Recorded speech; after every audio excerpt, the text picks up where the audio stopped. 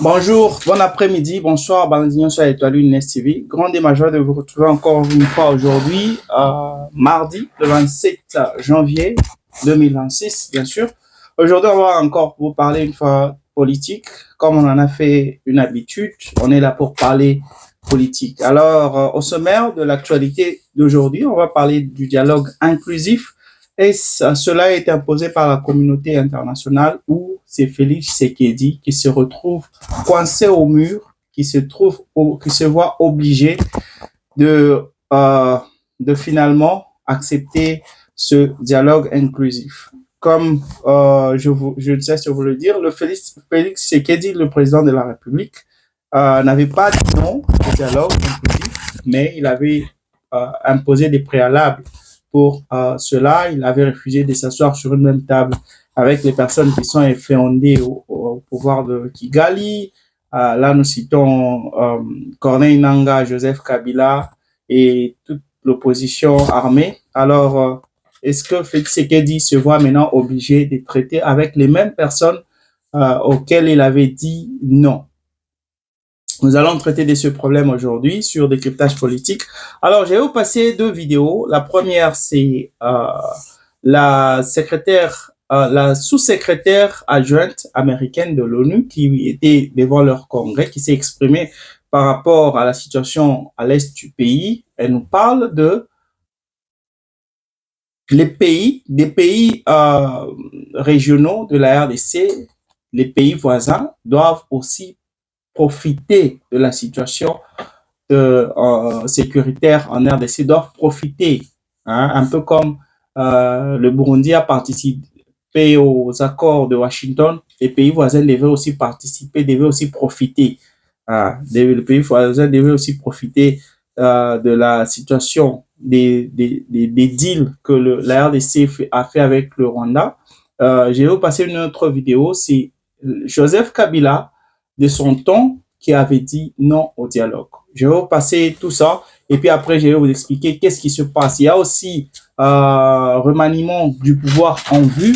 Je vais vous expliquer ce qui se passe. Il y aura un autre gouvernement qui va être annoncé très, très bientôt. Alors, je passe sans plus tarder la première vidéo, là où on parle de... C'est la sous-secrétaire Great. Well, thank you so much, Congressman, for the opportunity to address that. Je m'excuse, c'est en anglais, mais je vais vous expliquer ça après. The regional framework that you've described is exactly in line with what we have achieved with the Regional Economic Integration Framework signed between DRC and Rwanda.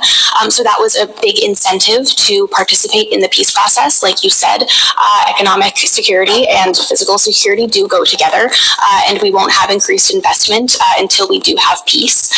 So we are looking forward to helping the DRC and Rwanda implement the REEF, the Regional Economic Integration Framework, which seeks to strengthen cross-border collaboration on sectors like critical minerals, also energy, infrastructure, tourism, and public health. So we look forward to the implementation of that framework, especially once we make more progress toward real stability on the ground.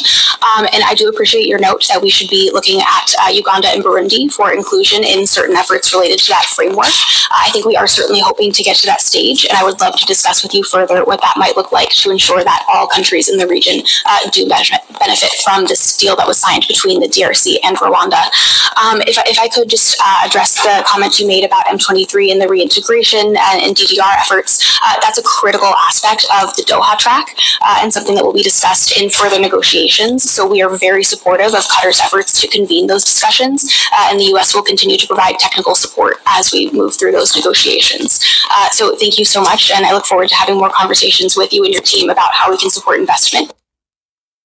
Voilà. J'interprète ça d'abord. Elle a dit qu'elle souhaite que l'Ouganda et le Burundi soient intégrés dans ces accords et aussi son souhait que tous les pays régionaux puisse profiter de l'accord signé entre la RDC et le Rwanda. Là, c'était la première vidéo. Je vous passe maintenant ce que a dit Joseph Kabila. Hein? Joseph Kabila. On dit que lui, si c'était lui, ces problèmes de la RDC, il allait les résoudre depuis longtemps. On suit un peu ce qu'il a dit lui aussi de son temps. De nouvelles négociations. Eh bien, la réponse est nette. Je suis fatigué. Des négociations, des conciliabules, des arrangements. De ceux qui réclament de nouvelles négociations. Eh bien, la réponse est nette. Je suis fatigué. Des négociations, des conciliabules, des arrangements. Voilà. J'ai mis ça en repeat pour que vous puissiez tous écouter ce qu'il a dit. Joseph Kabila, il n'a pas, à peine nommé président, il n'a pas juste dit non au dialogue. Vous allez vous rappeler du dialogue des accords de Sun City vers les années 2001, si je ne me trompe. Il y avait eu aussi les accords, le 1+4. Donc, c'était quelqu'un qui était prêt à négocier, Joseph Kabila. Mais il s'est fait que, après les 3 dialogues qu'il a organisés entre lui et la majorité de l'opposition, il a vu que ça n'avait pas abouti à rien. Voilà pourquoi il était arrivé au bout. Et ce n'est pas seulement du temps de Joseph Kabila. Par le passé, l'histoire nous apprend que le dialogue n'a jamais résolu les conflits sécuritaires en RDC. On a toujours eu les problèmes. Et d'ailleurs, les personnes avec qui vous traitez, demain vont devenir des rebelles s'ils ne trouvent plus leurs intérêts. Et des fois, c'est juste par égoïsme, les personnes qui se sentent négligées dans le gouvernement, ils ne se voient pas octroyer les postes qu'ils voulaient.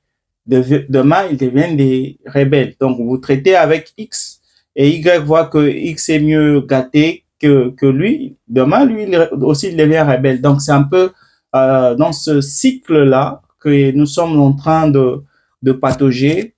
Nous, ensemble avec le gouvernement congolais, c'est ce qui est en train de se passer. Alors, Joseph Kabila est arrivé au bout, voilà pourquoi il a dit ce qu'il a fait. Alors, je vous ai passé cette vidéo pour vous revenir plus tard pour ce qui est des accords inclusifs qui sont en train de se profiler à l'horizon. Comme je vous l'ai dit, toutes les lampes sont au vert pour un dialogue inclusif. C'est déjà annoncé un peu partout. Alors, dans la première vidéo, la sous-secrétaire d'État américaine, elle annonçait que les pays voisins doivent aussi participer. Voyez, participer ou bénéficier. Elle a parlé de bénéficier de l'accord entre la RDC et l'Ouganda. Et la RDC et le Rwanda. Je m'étais même posé des questions. Pourquoi l'Ouganda, la présence de l'Ouganda dans les accords de Washington? Pourquoi l'Ouganda était là? Je peux comprendre le Burundi parce que le Burundi est un allié de la RDC. C'est un pays qui se bat aux côtés de la RDC. Mais pourquoi la présence de l'Ouganda? Vous voyez, donc le Rwanda a amené son petit frère, l'Ouganda, et nous aussi, on a amené notre petit frère, le Burundi, pour aller signer des accords là-bas. C'est comme qui dirait, ça doit profiter à tout le monde. Un peu comme le disait le secrétaire des Affaires étrangères, le ministre des Affaires étrangères burundais qui disait que quand il s'agit des accords entre la RDC et le Rwanda, tous les pays voisins doivent être présents parce que c'est une affaire qui concerne tout le monde. Donc, ça concerne tout le monde. Ce n'est pas ce qui concerne tout le monde, ce n'est pas la paix en RDC. Ce qui concerne tout le monde, c'est les minéraux congolais. Donc, on ne veut pas être lâché à côté. On veut aussi avoir des parts, une part du gâteau. Donc, tout ce que on est en train d'entreprendre. Vous voyez. Alors, je vous rappelle d'abord pour essayer de comprendre la petite histoire, ce qui se passe entre pourquoi Félix Tshisekedi est en train de se soumettre, se voit un peu être soumis à ces dialogues. Vous allez vous rappeler, en 2012, en fin 2012, avec les M23 qui étaient là, les M23 qui voulaient prendre le pouvoir, les M23 qui étaient à Goma, ils ont marché vers Goma. Alors, ils étaient appuyés par l'armée rwandaise, ils se sont battus avec les FARDC, il y a eu une résistance. Alors, après 5 jours de combat, finalement, ils ont pris Goma, ils ont pris la ville de Goma. Après avoir pris la ville de Goma, il y a eu l'intervention des pays des Grands Lacs qui ont intervenu.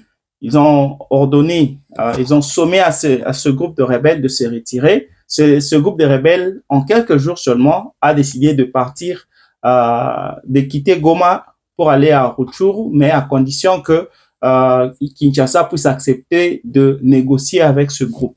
Il y a même des gens qui parlaient de leur échec, que ce groupe de M23 avait échoué.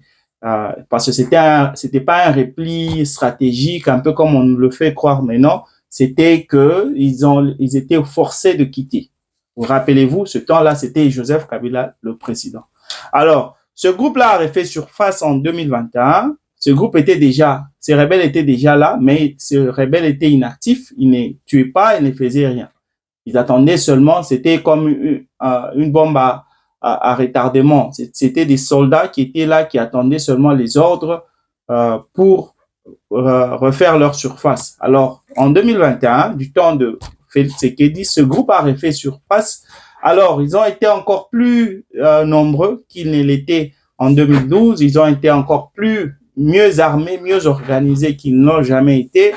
Je vous rappelle qu'ils sont appuyés par l'armée rwandaise. Alors, ils ont décidé de descendre directement à Goma. Bien sûr, il y a eu quelques échanges aussi de balles. Il y a eu des FARDC qui ont essayé de résister, mais en tout cas, ils n'ont pas tenu. Ils ont laissé le terrain vide.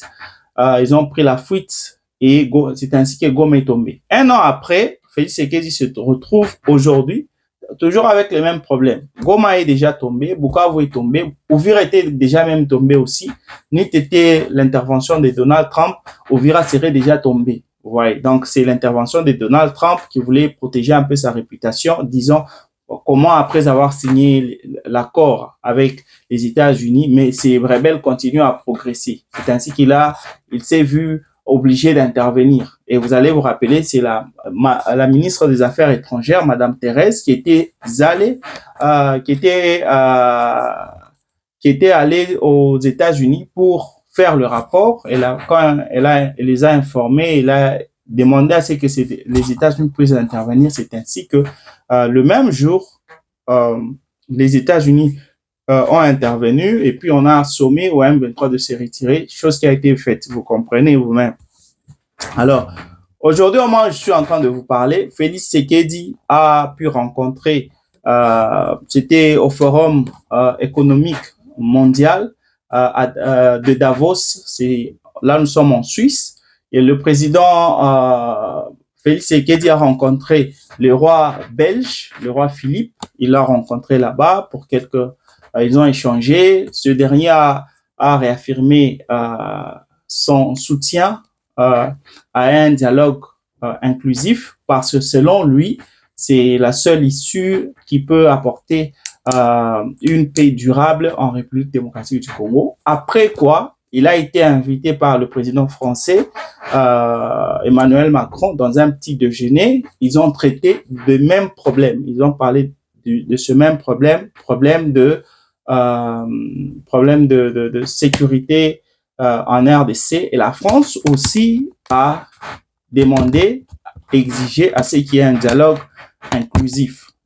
Alors, je vous rappelle que cette même année, le président de la République avait rencontré en 2000 et le 5 et le 9 janvier, il avait rencontré le président angolais Joao Lourenço pour traiter, c'était sur invitation de ce dernier, parce que ce dernier avait reçu la visite de Joseph Kabila qui voulait qui voulait traiter avec Félix Tshisekedi, qui voulait assez que Joao Lourenço puisse convaincre Félix Tshisekedi de faire un pacte, un deal pour qu'il y ait la paix. Vous allez vous rappeler que les M23 sont les panthères, pas seulement des Kagame, mais des Joseph Kabila y compris, parce que tous travaillent pour une même cause, pour des mêmes intérêts.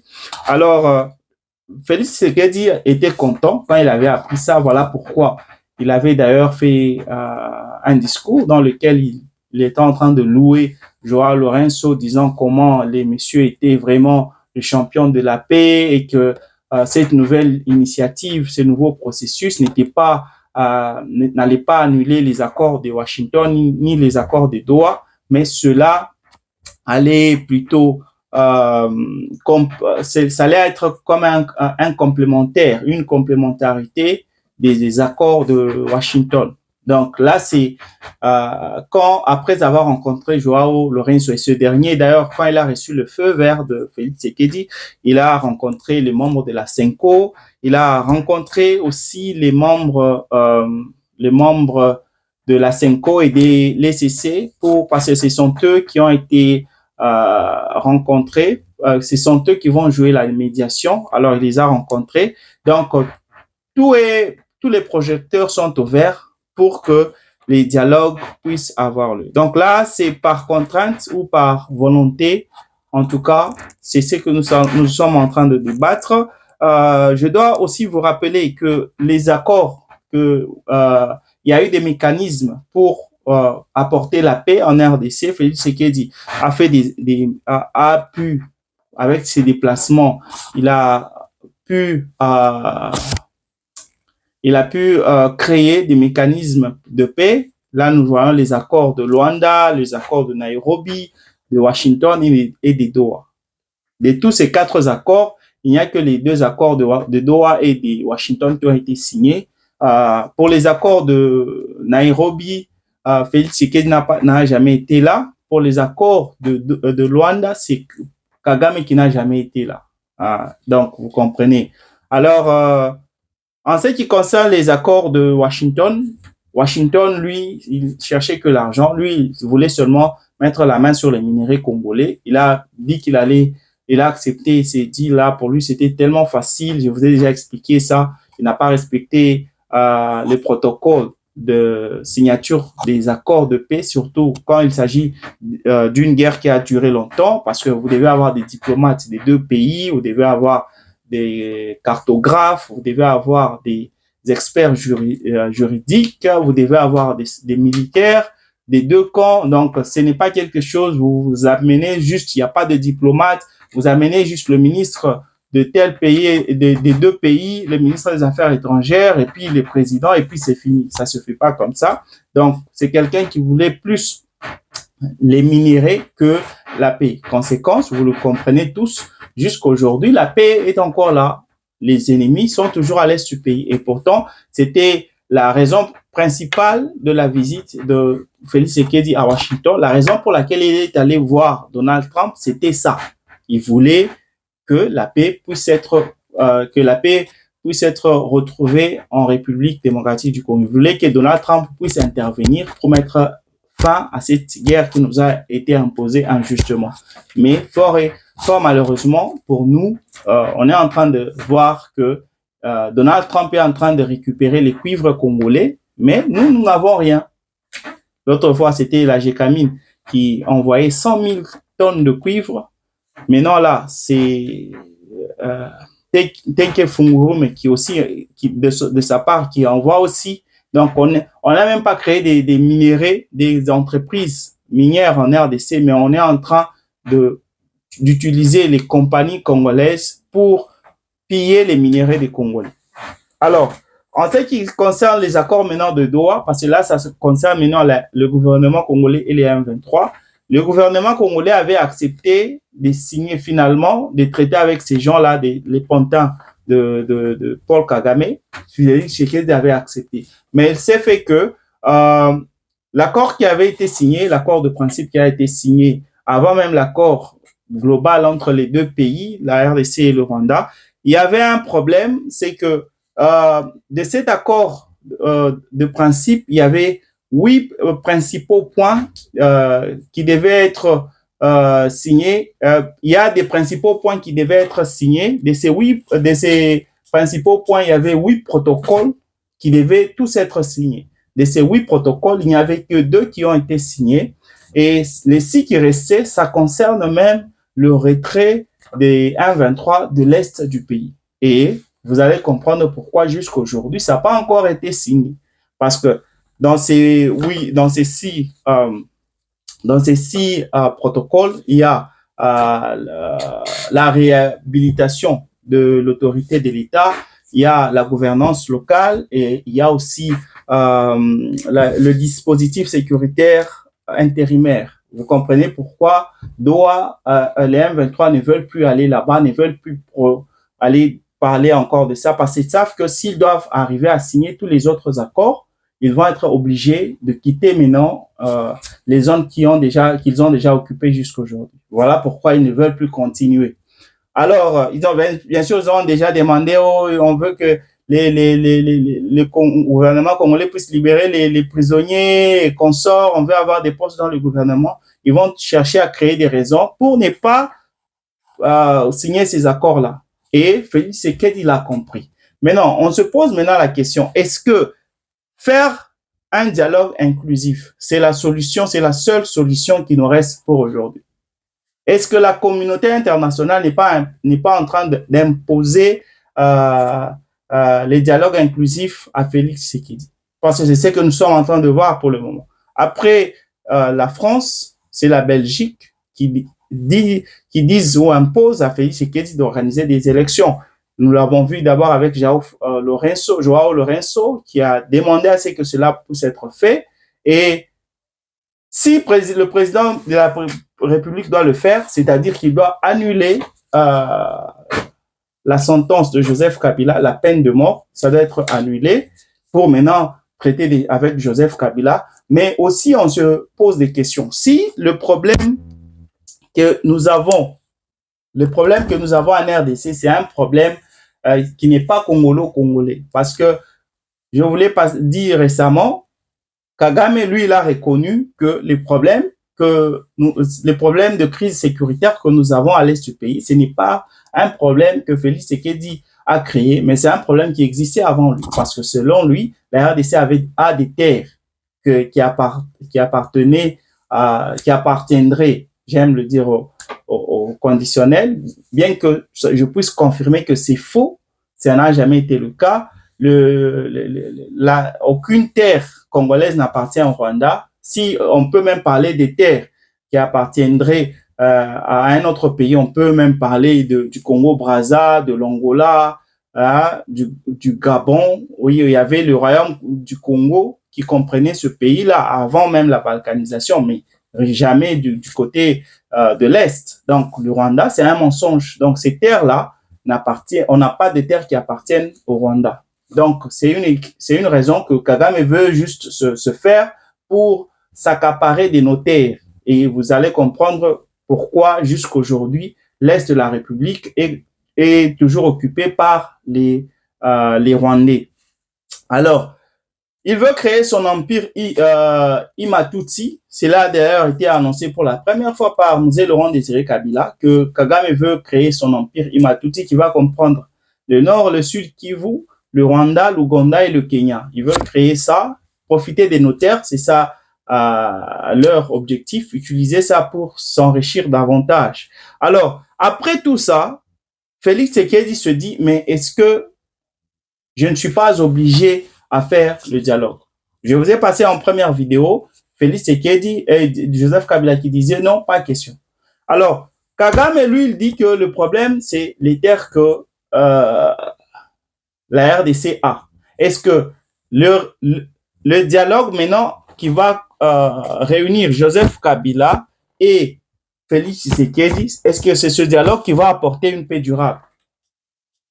Parce que si tel est le cas, alors ça remet en question maintenant, c'est que le discours du Rwanda par rapport aux terres des terres congolaises qui appartiendraient au Rwanda. Parce que si tel est le cas, quel est le rapport avec le dialogue avec Joseph Kabila? Pourquoi on devrait dialoguer avec Joseph Kabila si on a des terres qui appartiendraient au Rwanda? Je pense que le dialogue serait entre Félix Tshisekedi et Kagame.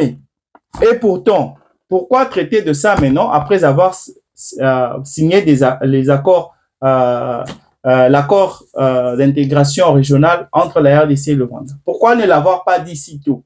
Après avoir signé ça, maintenant vous voulez dire que non, même les minéraux, vous avez autorisé de voler légitimement vos minéraux, mais nous ne voulons pas ça, que ça soit comme ça. Ces terres-là, ces minéraux-là que nous voulons, que vous nous avez autorisé de prendre, ces terres-là nous appartiennent. Et dans tout ça, ce qui m'étonne, c'est le silence de la communauté internationale. Je vous ai parlé du changement je vous ai parlé du changement du nouveau gouvernement gouvernement souminois qui va être nommé. L'année passée, il y a eu le deuxième gouvernement, Souminois 2, qui avait été nominé par le président de la République. C'était pour 6 mois seulement. Le président avait annoncé, il leur avait imposé de faire quelque chose. Il les avait imposé de changer les choses. S'ils voulaient garder leur poste, ils devaient voir le changement.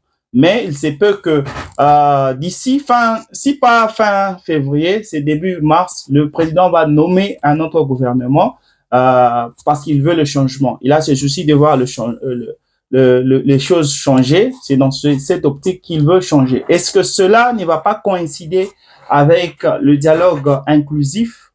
C'est à vous de me le dire dans les commentaires. Dites-nous ce que vous pensez de cela. Parce que si le président de la République change la Constitution ou parvenait à faire le dialogue avec les membres de l'opposition armée et non armée, cela veut dire qu'il y a aussi une chance que ces opposants qui vont traiter avec Félix Tshisekedi puissent avoir des parts ou bien des positions dans le nouveau gouvernement. C'est une possibilité parce que c'est tout ce qu'ils cherchent. Ce n'est pas seulement que leur carré minier qu'ils puissent retrouver leur carré minier.